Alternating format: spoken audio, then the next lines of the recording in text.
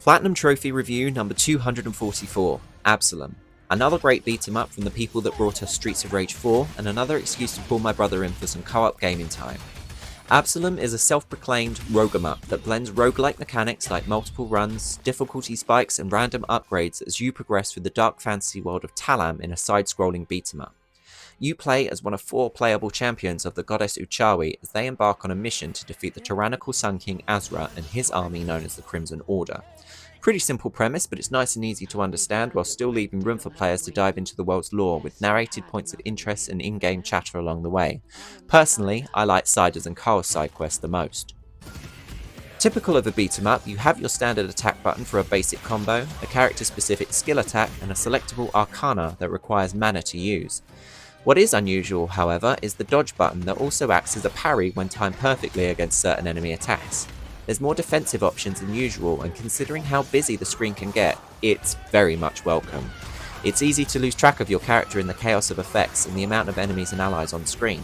Truthfully, it's the only real issue I have with the game and not a big one in the grand scheme of things. It just makes you a little bit flustered. Now, I've gone on record many times saying how I'm not a big fan of roguelikes, and yet, somehow, I always end up playing them. This time around, while I initially struggled to enjoy it with its heavy-handed glass ceiling that bars you from progressing beyond the first island, I did really enjoy it.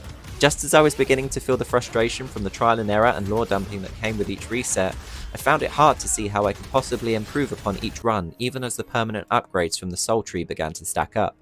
But then something clicked. Combos started flowing, random rewards got better, and new vendors at the hub opened up. We were beginning to make it through areas and bosses that felt impossible before.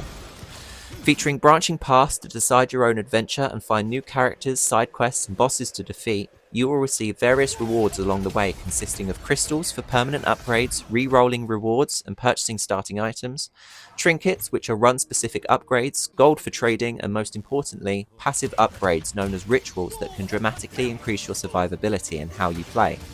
Your success is heavily reliant on what rituals you manage to find on the way to each boss, which is why I wish there was a way to encourage the RNG to roll in favour of certain ritual families. With 8 families of around 16 rituals each, there's a low chance of finding the ones you need without spending vast amounts of crystals to re-roll your options, which led to us resetting our runs numerous times until we got what we believe to be a good start. I also noticed that a lot of the high-end builds are tailored around high luck and effects that trigger on critical hits or the use of arcana. My brother found an absolute boss melter of a build using Carl and Thorn Daggers, and he never looked back. Overall, the game takes time to reach its full potential, but the payoff is an incredibly fun, combo-crazy beat-em-up either offline or co-op that keeps you on your toes and rewards your ability to adapt with the RNG while slowly introducing new content and story beats. If a DLC ever drops, I'll be snapping it up in a heartbeat.